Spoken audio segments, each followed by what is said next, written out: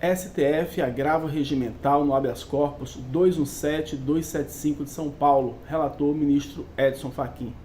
Eu já havia gravado todas as aulas desse curso quando o ministro Fachin proferiu essa importante decisão, especialmente para a defesa. E eu não poderia deixar de trazer essa jurisprudência para vocês. E essa aula, inclusive, serve de atualização para a aula anterior e também para o finalzinho da primeira aula em que eu falo sobre a retroatividade do ANPP.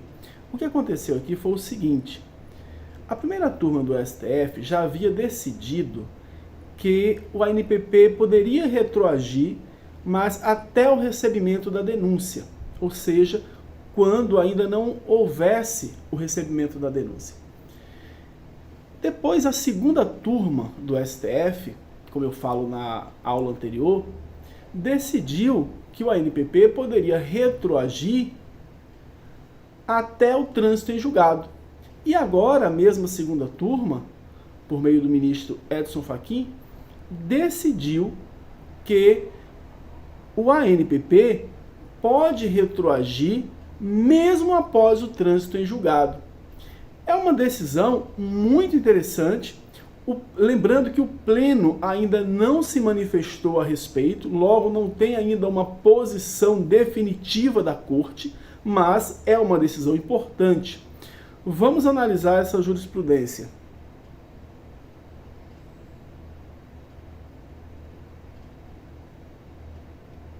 Inclusive, eu disponibilizo essa decisão aqui juntamente com a aula e outras decisões também.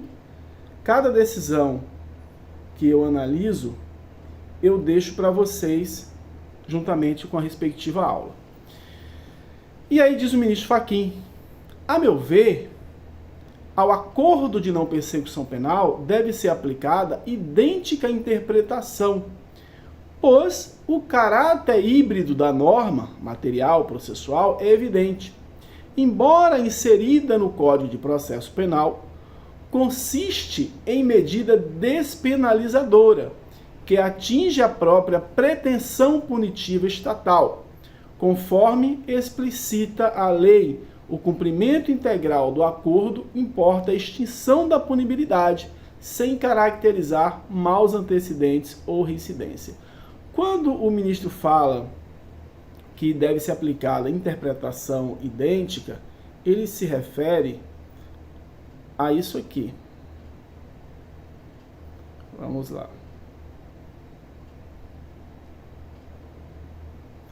Ele se refere a isso aqui. Não ficou legal.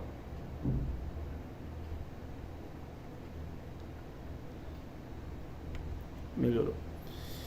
Como ressaltei naquela ocasião, a expressão lei penal, contida no artigo 5º 40 da Constituição Federal, deve ser interpretada como gênero. Dessa forma, a expressão deve abranger tanto leis penais em sentido estrito, quanto leis penais processuais que disciplinam o exercício da pretensão punitiva do Estado. A questão aqui é a seguinte: quando a Constituição fala que a lei penal não retroagirá, salvo para beneficiar o réu, ela se refere, segundo o próprio STF, também à lei processual. Então, se o próprio STF entende que a interpretação desse caso deve ser extensiva, o ministro Edson Fachin não fez mais do que aplicar o entendimento da Corte no que tange a essa questão. Agora, penso que ficou um pouco confuso, porque ele fala da norma processual, que também retroage, e ao mesmo tempo ele diz: olha, é híbrida. Se é híbrida, é penal. Se é penal, material, de qualquer modo, já teria que retroagir, independentemente da interpretação ser extensiva também às normas processuais. Mas a decisão é de extrema importância, uma decisão muito importante para a defesa especialmente. E vamos seguir. Com efeito, o recebimento da denúncia ou mesmo a prolação da sentença não esvaziam a finalidade do ANPP, pois a sua celebração evita prisão cautelar, condenação criminal e seus efeitos, cumprimento de pena, reincidências, maus antecedentes, etc. E o próprio processo com todas as suas fases recursais. Tais marcos processuais não excepcionam a garantia constitucional de retroatividade da lei mais benéfica, mesmo sob o argumento da utilidade do Instituto para o órgão de acusação.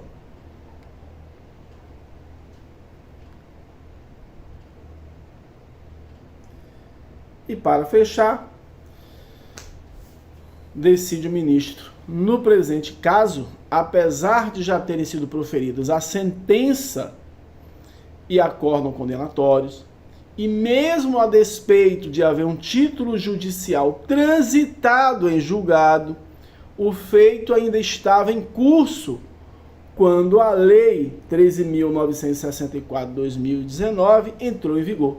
Desse modo, imperativo é o reconhecimento do efeito retroativo do artigo 28A do CPP.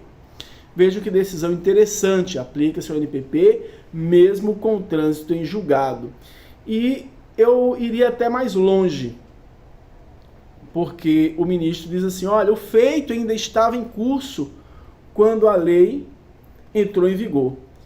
A meu ver, mesmo que o feito não estivesse em curso, deveria retroagir, já que se trata de norma mista. Se é norma mista, eu tenho ali também uma norma penal, uma norma de direito material, e o que o parágrafo único do artigo 2º do Código Penal diz? Que a norma penal, para beneficiar o réu, ela retroage mesmo com trânsito em julgado. Vale a leitura do dispositivo. Então, só para frisar bem, vamos entender isso aqui.